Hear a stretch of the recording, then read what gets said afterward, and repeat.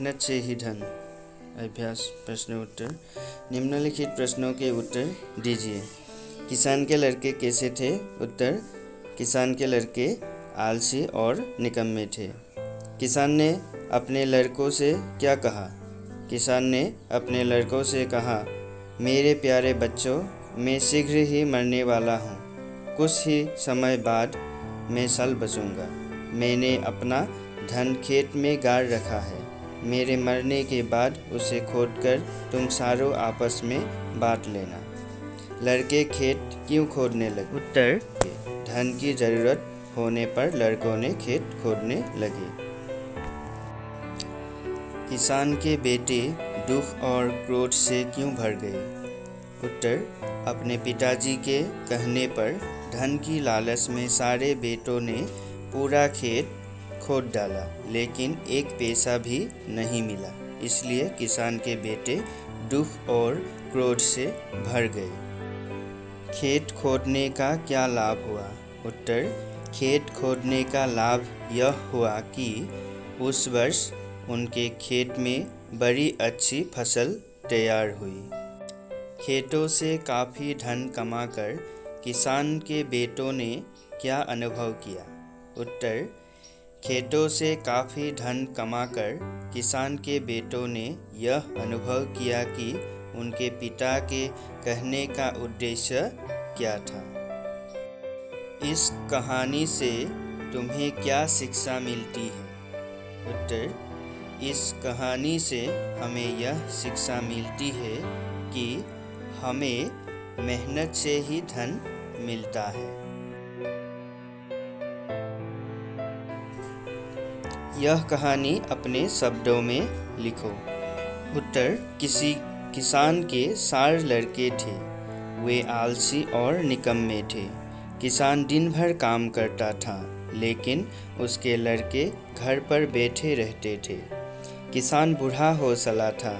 एक बार उसे बहुत बड़ी बीमार पड़ा।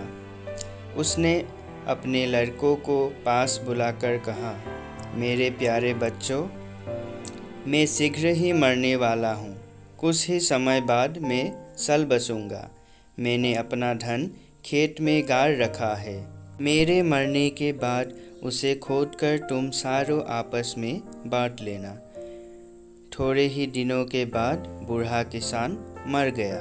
जब लड़कों को धन की ज़रूरत हुई तब वे खेत में गए और उसे बड़ी गहराई तक खोद डाला, लेकिन खेत में धन तो क्या एक पैसा भी न मिला।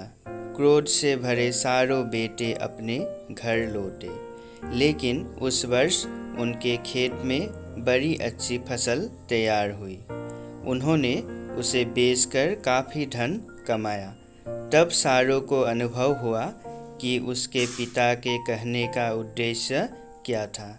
उन्होंने धन का लालच देकर उन्हें परिश्रम करने का पाठ पढ़ाया। उन्हें समझ में आ गया कि मेहनत से ही धन मिलता है। पढ़ो, समझो और लिखो। लड़ना, झगड़ना, ये सब विलोम शब्द है, मतलब विपरीत शब्द। खेलना, कूदना, खाना, पीना, उठना, बैठना, चलना, रुकना, लिखना, पढ़ना। नीचे लिखे शब्दों में से उचित शब्द साधकर खाली जगहों को भरो।